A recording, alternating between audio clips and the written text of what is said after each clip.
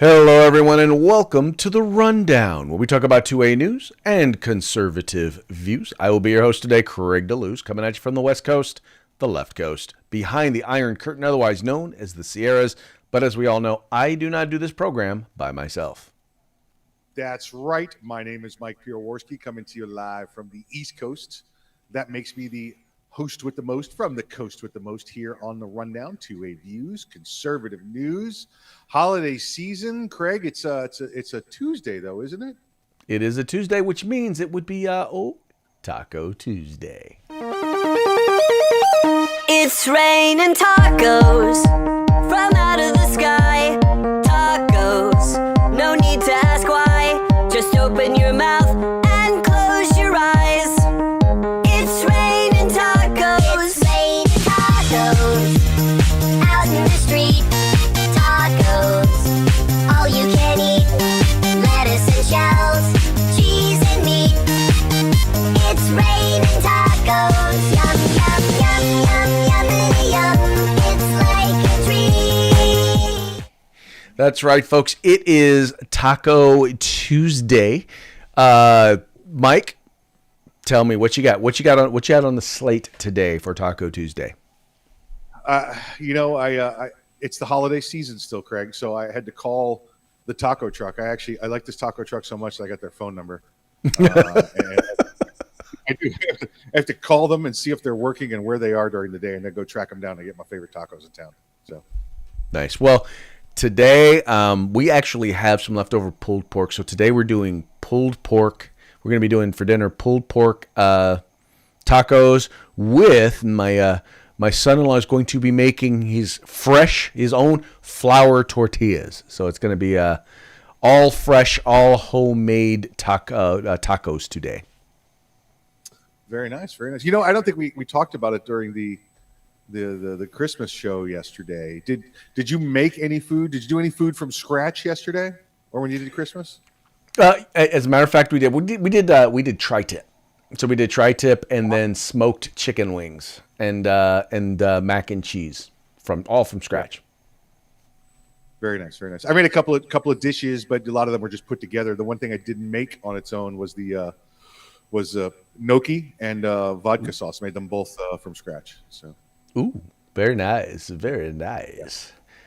Yeah, we tend to eat rather well. I'm an okay cook, and I'm the worst cook in the house. I've got between my son-in-law, my daughter, and my wife. They are all really phenomenal cooks. So, needless to say, I don't starve, especially during holidays. I'd say I'm a slightly above average cook, and I'm the only one in the house that cooks. So, oh, well, there you go. See, what I do cook, I cook well. But I don't have a lot of diversity because, in terms of the stuff I really like, why meddle? If someone else makes it better, I go get it from there. And if I know how to make it myself, then why learn other stuff if I know how to cook what I like? Yeah, exactly. It's true. It's just, at least you got your family members do other things well. Like my daughter's good at Uber Eats. She's good at that. And and my wife's good at burning water. So that's a skill set. Not everybody can do that. No, you don't. That's not something you're born with. You gotta learn that. Yeah. No, it usually requires some sort of a mixture, a flammable liquid to burn water. Yeah, that's training right there. Years and years of training. Yeah. Oh, well, see, now for me it was the exact opposite. My wife did not know how to cook when we got married, and so as she learned to cook, she learned how to cook like I like. I don't know if anyone else likes my wife's cooking, although people do tend to like it. I just know, and all I really care about is the fact that I like my wife's cooking. So that for me, that's all that really matters. And that's what matters 80% of the day. So 80% of the day, that is what matters. Yeah, I was talking about the other 20%. The kids got to like it, and if they don't like it, they can go without. Pretty much. I mean, that was kind of how it was. Although my wife also did kind of cook stuff that they like too, but that was secondary to me. What was more important? Exactly right. That's the 80-20 split. That's what I'm talking about. There you go. Yeah. Exactly. All right, let's go ahead and talk about what matters. Let's talk about our sponsors because they really matter. Yes, let's talk about Hitman Industries, hitmanindustries.net, hitmanindustries.net. If you got yourself an AR in the last 5 years, probably got one of their barrels, don't even know it. Now you can buy direct from them for your next build or to rebarrel your current AR platform. That's hitmanindustries.net. If you want to get involved with what's going on in California, you have the California Republican Assembly. Get involved in California's future today. Say it 3 or 4 times there. That's California Republican Assembly. If you want some awesome field gear, some tactical gear, some cold weather gear, some wet weather gear, some hiking gear, whatever you want, they've got it at uscombatgear.com. That's uscombatgear.com. And of course, you want some of the best tactical holsters around, no matter what your gun is. Kydex, inside the waistband, handmade, custom made, veteran owned and operated. Go to Hog Holsters, HAWG holsters.com. That's hogholsters.com. Use the discount code The Rundown, all caps, no spaces, one word. Folks, as we're coming here near the end of this and near the end of this year and the end of the second season of The Rundown, I just want to make sure to note for our sponsors, and just so that you guys understand this, these are not just companies who are looking to reach out and trying to get you to buy stuff for them. These are advocates of liberty, of the fundamental right to keep and bear arms. That's why they support us, and trust me, we're not the only folks that they support who work to get the word out. So support them as they support your liberty and your right to keep and bear arms. It's real easy. All you got to do is follow the link to their websites in the description to this program. Check them out. I promise you'll like what you see. And when you do, make sure you kick them down some cash, either buy their product, become a member, whatever it is, support them, and make sure you tell them that it was the guys over at The Rundown that sent you. That's it. They're all about the truth, justice, and the American way. Exactly. By the way, it's funny. I had someone get on me. My brother, in fact, who's a liberal, was like, well, he was talking about how Superman was, how the truth of the the whole American way thing was not the original what Superman was about. I'm like, no, that's exactly what he was about. That was his saying. That's the exact that's how he started. That's exactly right. It's only been wokeified in the last 10 years or so that Hollywood's taken that out. Right. Superman, yes, he does protect the earth, but first and foremost, he is about the American way. That's it. Just saying. Exactly right. Anyway, he's from Iowa. Also, and we'll be talking a little bit more about the high tech, the tech censorship a little bit later in the program. But folks, that they're going out of their way to make sure that programs like this don't catch fire, that people don't get to hear from us. So the only way in which they're going to hear about us is from you, by you sharing this program, right? Do us a favor. Let your friends know. Let your friends know that you are watching and or listening to The Rundown. Let them know they can connect with us on any of these social media platforms. They can watch the program. They can listen to the program anywhere you get your podcasts, anywhere you watch your video podcasts. But however you choose to partake and encourage your friends to do the same. Partake responsibly, though. Definitely partake responsibly. All right, let's go ahead and let's get into today's first news topic. Didn't report on this yesterday, but I wanted to check it out a little bit more before we wound up talking about it. And that has to do with on Christmas Eve, there was, let's just say the vice president, who is supposed to be the border czar, the person who's responsible for identifying the causes of illegal immigration and working to address that issue. Right, in order to make sure that migrants, that people are not coming into our country illegally, find out what's causing them to come here and to end it. Well, needless to say, Vice President Harris has done absolutely nothing. Absolutely nothing. In fact, I think she was near the border, but never actually went to the border to actually see what was going on there at the border. The place where even Democrats are saying, hey, you need to come check this out and come see what's going on. Well, the vice president got a Christmas gift on Christmas Eve, and a busload of immigrants, of illegal immigrants, people who had entered the country illegally, were dropped off at her doorstep, at her home there in Washington, D.C. And needless to say, the left was really livid about it. They were like, I cannot believe that this is happening. And Mike, the one thing that I will say, the only thing that I will give them is, it was, I think it was something like 15 degrees it was like something like 15 degrees out there that day. PR wise, optically, it was a bad look. They probably should have had the bus drop them off at a shelter or something else there in D.C. But to have them dropped off at the vice president's house, just PR wise, with the way the weather was kind of a bad PR look. Craig, I have to tell you that I know zero about this story, because anytime somebody sends me a message like Vice President Harris gets surprise Christmas gift, I don't open that file. I don't want to see that. I don't want to. There's all kinds of possibilities, and I don't want to take a look at that. It only counts. Well, you only have to be worried if Willie Brown sent it to her. You know my circle of friends. I need to be careful with anything. Yes, I do. Yeah, I did not open it. Listen, though, Craig, I'm all right with even it being 15 degrees outside. They send them to her house. If they send them to the shelter, then it's a non-issue. Nobody knows that they're there. Nobody knows that you've got these immigrants. The political statement here is that it's nice and warm and cozy in the vice president's house. If she's all for this immigration and letting anybody in, well, then she should unlock her door as well as she wants to unlock the southern door on our border and let them into her home. Well, there you go. Now, I think once again, that is a that is a valid PR point. I just think where it falls flat is these are people, and once again, it was a bad PR look.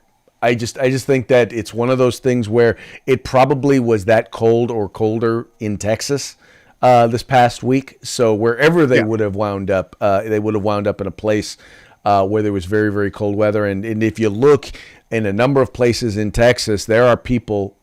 Once again, people who entered this country illegally, because the shelters are overrun, there are people sleeping on the streets there in Texas in weather that is as cold, if not colder, than Washington, D.C. I just think it creates an opportunity to, once again, PR-wise, to undermine the message that he was sending. Do we know who sent the bus? What's the origin? Well, that's the other thing, is that there are conflicting reports as to whether or not this was part of his direct effort, or whether or not it was just a bus that came from Texas. I think Abbott has acknowledged. I heard, and I have not read a report where he specifically has acknowledged it, but they have claimed that he has acknowledged that he was involved in it. I probably need to do a little bit more research before I declare that is in fact the case. Because you're right, that could very easily be maybe someone from El Paso, the Democrat mayor there, wound up sending them there. Although from El Paso, I don't know that they're going to target directly the vice president. They would probably just send them to other places. I think the fact that it was in fact the vice president's home leads one to believe that it was someone who. On the right, who was advocating a different policy, shall we say, a policy opposite that of the vice president. But I also say this: dropping the problem off at her doorstep is very appropriate, seeing as how she's the one that was tasked with addressing it. Yep, absolutely. That's why I think this was. I know you're talking about it being a bad PR move. I think this was a good PR move. This, like I said, it's cold out. Let's see how fast they can deal with it, and that's how much they actually care for these people. You think it's warm at a homeless shelter? I bet you it's plenty warm inside that big residence of hers. Well, I think so. Here's the thing: what we're looking at is, when we're talking about PR, is understanding there are two different stories being told in what's going on in America out there. Quite frankly, there just are. And amongst people who already agree with Governor Abbott, this was a good PR move. Amongst people who disagree with Governor Abbott, this is a bad PR move. And no matter what, or the timing or anything, that wasn't going to change. It's the people who are just learning about it, not really sure about it, haven't really taken a firm position on it. amongst them, it could cut bad. It could cut good or bad. My opinion, I think it cuts more bad than good, only because the mainstream media is going to play it up more, and it might have a little teeth to it. Sure. And that's, listen, we got plenty of, 1-star folks out there that believe everything the media said and can't see the depth of what this meeting is. Well-meaning 1-star folks, but 1-star folks nonetheless. Yes. All right, moving right along. More released from the Twitter files. And the reason why this story is not leading is because, quite frankly, number one, what we're learning from the Twitter files is stuff that we already knew. And in this particular case, we're talking about COVID-19. And we already know that the government was involved in suppressing valid information, from medical experts, by the way, about COVID-19. And what the Twitter files do is they confirm this information. They confirm that not only were they they were looking at experts, and even if their tweet did not conflict with other medical information that was readily available by credible sources, or the vaccine/COVID-19 information policies of other countries, if it contradicted or questioned anything with the CDC that the CDC was putting out, that the Biden administration was putting out, well, they were censored, and in some cases lost their wound up losing their entire Twitter platform. There was one expert that got 5 strikes. They went back and they looked, and of the 5 strikes, only 1 was valid, and not because he wasn't providing expert information and advice backed up by data, but it was because it was inconsistent with what the Biden administration was putting out in terms of what their message was on COVID and on vaccines. Yeah, Craig, I think we said it yesterday. What's the difference between the truth and a conspiracy theory about 3 to 6 months? Well, this one's taken a year, 2 years for it to come out, and as many of us had said, right? Be cautious, do your own research, do a multi source research, check both sides, and it continues to come out. And now here's proof that the government was biased in what they were saying, biased in their opinions. They were steering you one way. They were just outright manipulating information to get you what they wanted you to have, and not what the truth, the whole truth, and nothing but the truth was. Well, and once again, this is just Twitter. And the only reason we know this for sure is because a lot of this data and information was put out there. Now, we actually knew a lot of this before, because there was, I think it was Alex Berenson, who was writing about COVID-19 and was writing about vaccine efficacy, and he wound up losing a lawsuit. I mean, he wound up losing his account after they told him, Twitter officials told him, "Oh no, you're good. So because they told him he was good, that they were okay with what he was doing, and then they shut down his account, he was able to sue for breach of contract, because he tried to verify that what they were saying, that what he was posting was okay. And with that, he got access to, through subpoena power, his suit was able to go forward, and he got access to emails and text messages and communications back and forth, citing this exact same thing relating to COVID-19. And once again, now we know a lot of this stuff is valid, and we know it's happening in other places, because we lost our YouTube channel. The rundown had a specific YouTube channel. I'm not going to say all the places. If you're watching us, the places on YouTube where you can watch us. I'm not going to say it because I don't want them to shut down another one of our channels. But we are on YouTube. But the point that I'm making here is that the stuff that we now know was true. And we're one of many people who lost YouTube channels behind it. It's about, listen, the administration and the media teaming up together to suppress the ideas that they don't want you to have. Listen, you have valid information coming from Alex Barberenson, right? Is that how you say his name? Yeah. How do you say his name? Barberenson, right? And then you have Dr. Fauci on the other side. Which one do you think the media and the administration propped up, and which one do you think the media suppressed and the administration suppressed? I think 99 out of 99 people are going to pick Dr. Fauci. Yeah. That's the name they know. They don't know the other name at all.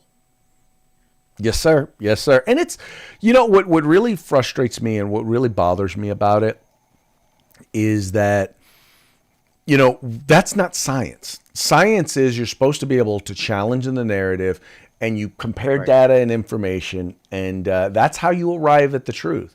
But they don't want science. What they want is they want propaganda, and they're pushing propaganda.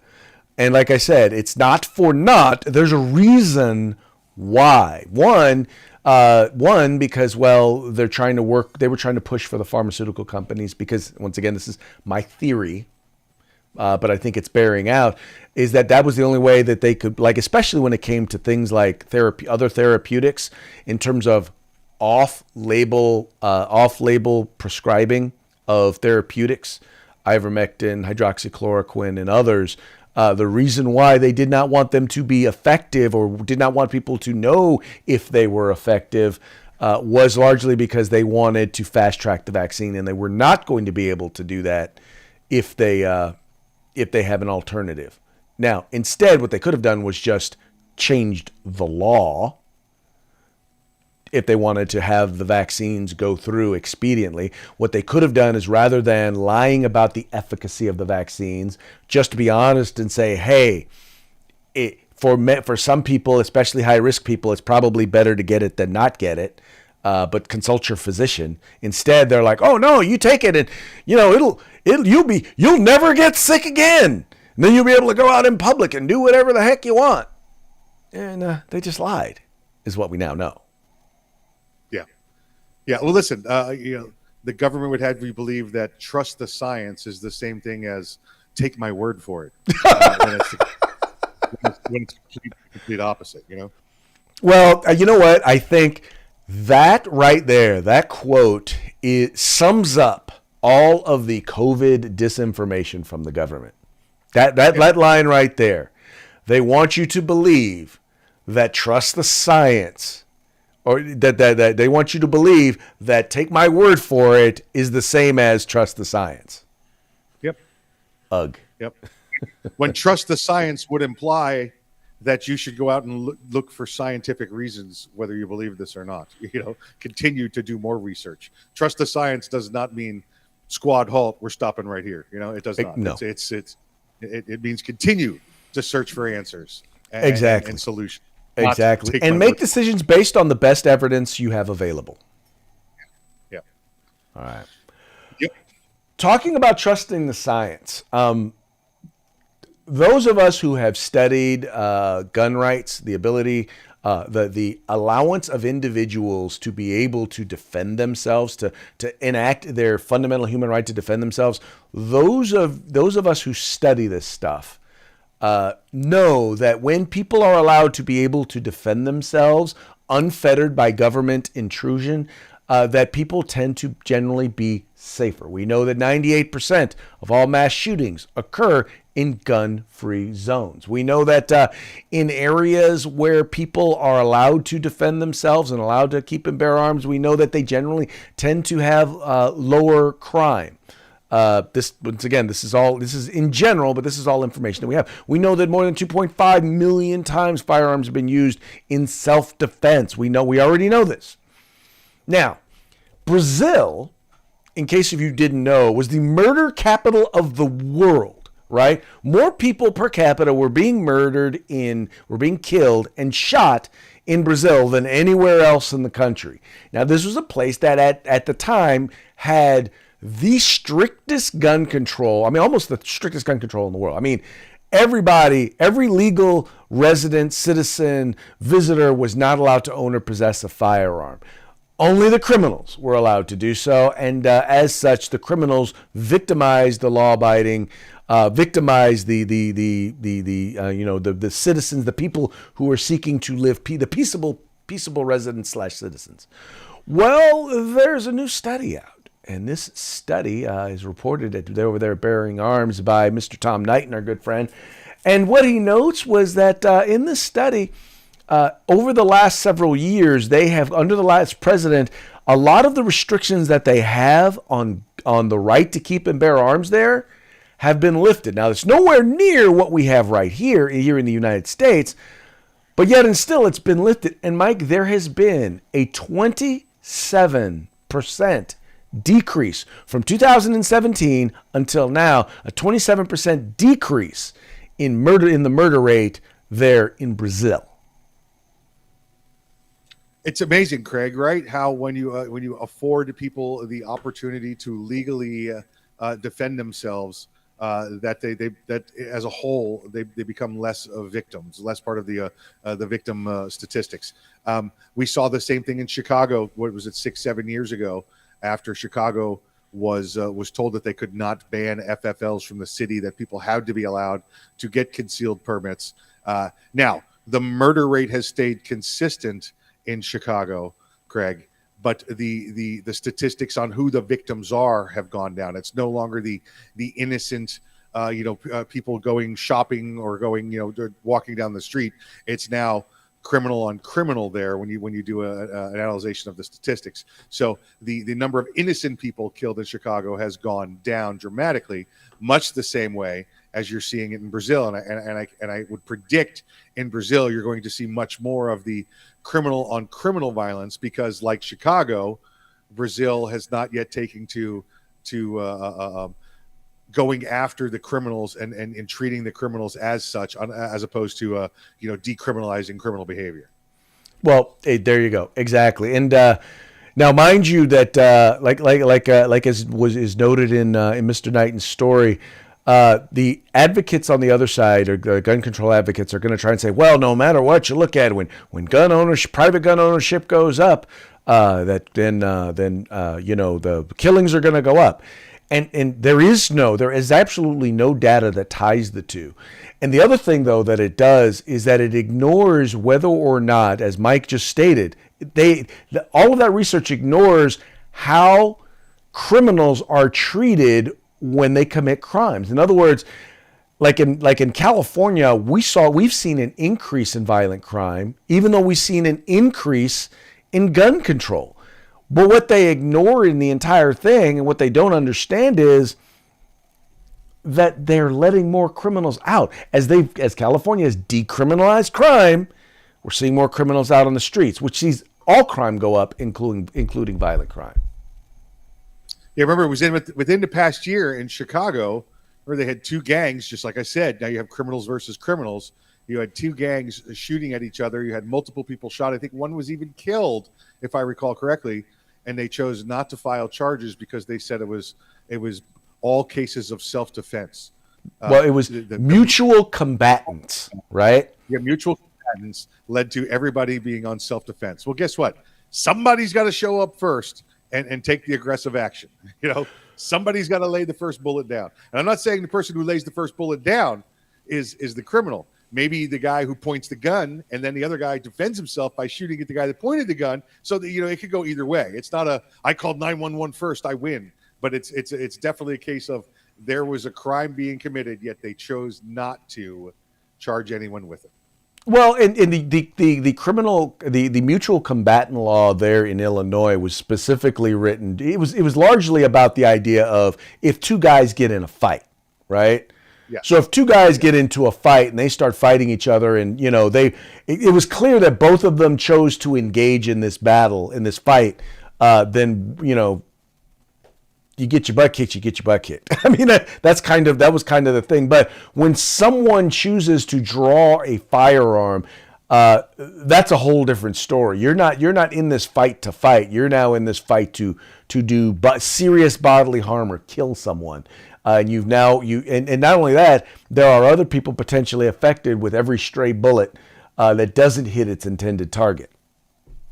Exactly right. The Supreme Court of Illinois defines mutual combat as a fight or struggle which both parties enter willingly, or where two persons, upon a sudden quarrel and in hot blood, mutually fight upon equal terms, and where death results from the combat. So they're using this again, Craig, which was created for the fist fight, which was created for the how dare you sleep with my wife kind of thing. That's what this was designed for. Right. This was not designed for two rival gangs that decide they're going to go after each other and they get a pass because it's Right. mutual combat. Right. But they're using it as a way because Mike, and I'm just going to be say it. If these were two white people shooting at each other in the middle of the street, it wouldn't have went down like that. That they would have been sent to jail. If it was a white person shooting at a black person, it would have been a hate crime. You're right. Because that's the way the left rolls. Not saying, just saying. Sure. Now, this one here, and every year they come out with this number of minors, and the whole goal behind this is they talk about the children, right? We have to take away your right to keep and bear arms so that we can protect the children. And so what they do is they every year come out with these numbers of how many children have been, and I want you to see the exact thing they talk about, have been killed, hurt by gunfire in 2022. Now, Mike, and they lead with the 19 students that were slain in Uvalde. Now, Mike, I'm going to pan down here a little bit because when you actually see the numbers that they're talking about here. So first of all, let's hit on this first part of the numbers, right? With 5 days left in the year, this is once again from the Gun Violence Archive, run by an anti-gun group that wants the rest of us to become victims, right? So they're talking about 17 years old or younger. So we're talking about teenagers. Right? They're talking about teenagers. They're talking about 6,023 were either shot or were injured by gunfire, right? Let's move down a little bit more. It says 306 of all of those, once again, hurt or killed, were 11 years old or younger, right? Oh, I'm sorry. This says that were killed by gunfire. So 11 years or younger.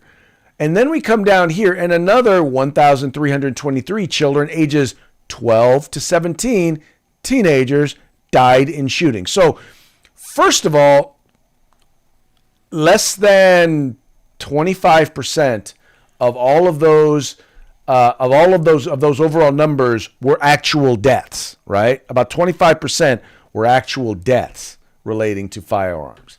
And the overwhelming percentage of those deaths, Mike, they won't tell you, gang and drug related. Overwhelming. Almost none of them. The reason why they have to mention the mass shooting is because almost none of them are people who sought out or were involved in mass shootings. Almost all of those are gang or drug related. Criminal versus criminal crime. Now, Craig, we're not writing it off. We're not saying that we can ignore those numbers. Right. But there is no innocent victim to that death. The family members, obviously, the community, obviously, in a whole, the country in a whole, yes. But these are they would have you believe that all 6,000 of these are random killings that somebody used an illegal firearm to come shoot an innocent person. That's the way they portray this. Well, and you notice, Mike, no mention of ghost guns because ghost guns don't fit there were no ghost guns involved. Overall, Mike, what gets me about all of this is all propaganda. And it's meant to, and by the way, this is a very, very small number of the overall deaths of people who in general die from firearms. And you notice they don't compare this to the number of innocent victims of crime who are shot by people. They don't do that. They don't parse out any of these folks who were perhaps in the commission of a crime when they were perhaps either shot by law enforcement or shot by a mutual combatant. None of that information is made available here. And like you said, I'm not saying that this is not a bad thing. We need to do whatever we can to keep young people from being involved in this sort of violence and becoming subject to this sort of violence, but understand that it is not a gun issue, right? This is a people issue. This is, what are we doing? How are we raising our children? What values are we instilling in our children to value life, to value law and order? The very fact that the left wants to go out of their way to make law and order appear to be an evil thing, that that they want to deny who exactly are the victimizers of our children. They want to blame the gun. They want to blame the government. They want to blame the white man. They want to blame Republicans. When in reality, it is the things that we are instilling in our children that is causing them to victimize, to shoot and kill each other. That's what we need to be working to change. Absolutely, Craig. Listen, like you said, this is not a gun issue. This is a people person.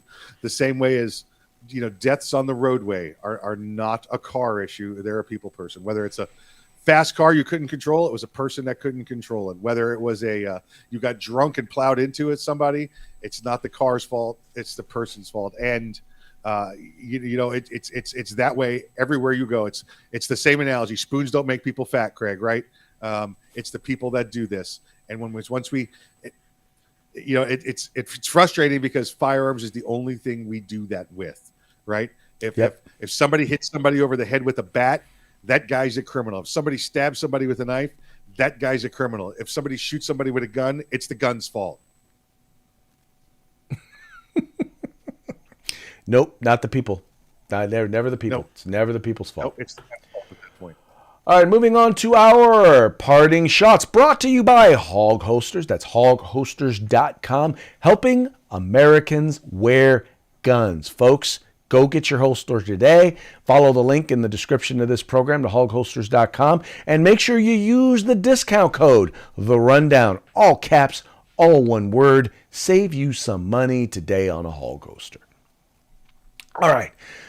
In the theme, since it is still the season, we had a number of seasonal memes that we wanted to make sure to share with you today. The first one has to do with, the success of the Biden agenda, right? And, if you're looking to celebrate and you want a theme for your holidays, I cannot think of anything more appropriate for Democrats to support than Build Back Better theme. And this is a tree in honor of Build Back. Have yourself a Build Back Better Christmas.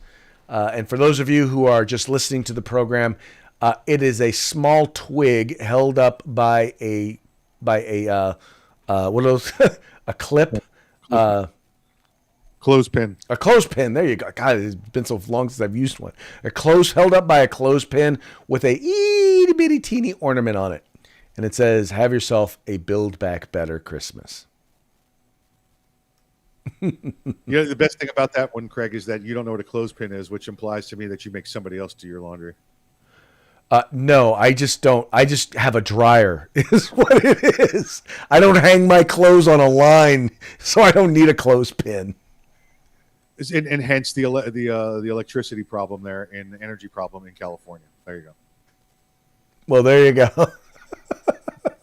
No, our problem is that we rely on wind for our power, and not gas and coal. If you put clothes out on the line in the wind, they dry quicker. Yeah, no.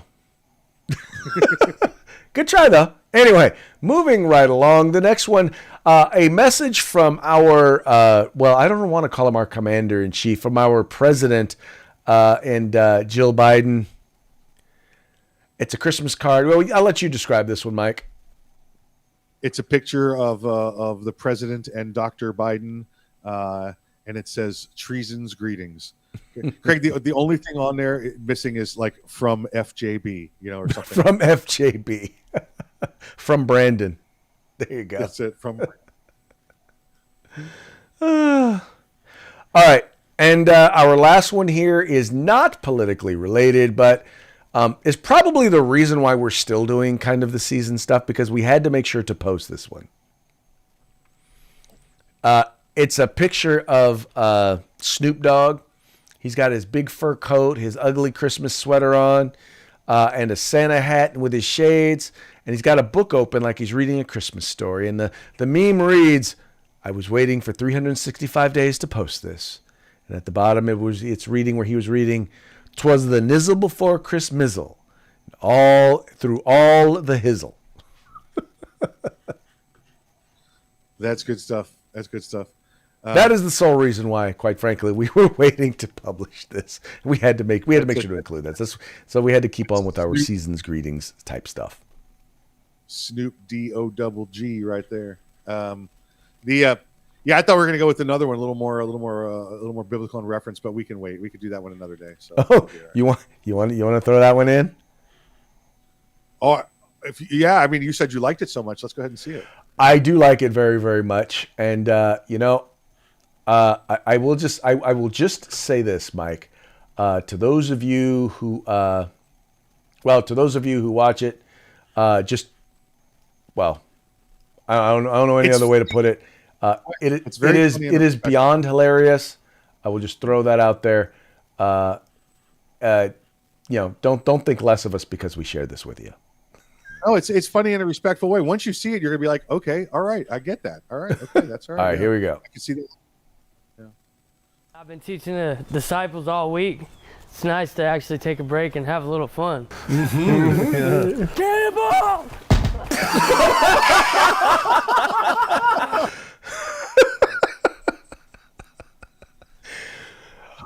Oh my! Just so you know, Mike sent that to me, and when I saw it this morning, I spit out. I almost spit out my coffee. That's how much I laughed when I saw that. You want to tell? Oh, yeah. Tell the folks who are actually just listening to the program what they missed.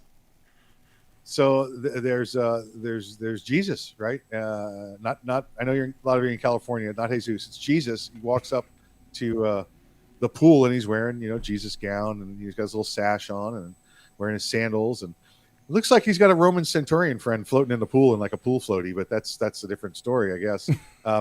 And Jesus says it's hot. He's been out there all day, preaching, and he's gonna take a little dip in the pool. So he kicks his sandals off and he jumps and he yells "cannonball" in the air, and he comes down and lands flat like he's on concrete, because guess what? The Lord walks on water. He can't penetrate the water. So, yeah. Oh, Mike, for playing that one, I'm going to there be standing before the white throne of judgment, and the Lord is going to be looking at it and be like, really? Right, yeah. But you want to explain this? He's going to go, all right, okay, go ahead. That's fair. Oh me, oh my. Okay, Mike. Well, before we head off today, let's go ahead and give that after show shout out to our sponsors. Here we go. Hitman Industries, hitmanindustries.net. Rifle and pistol caliber barrels available in rifle and pistol length. Check them out, hitmanindustries.net. California Republican Assembly. Be part of California's future today. Some awesome field gear, tactical gear, wet weather gear, cold weather gear like you're going through right now. Go to uscombatgear.com. Folks, remember, these are our sponsors. They bring us to you so that we can bring you to them. Visit them by following the links in the description to this program. Make sure you tell them that the guys over at the Rundown sent you. And that is another one in the books. We very much appreciate you tuning in. We appreciate you liking and sharing the program and encouraging your friends to do the same. We will be back tomorrow on Hump Day. So y'all have fun until then.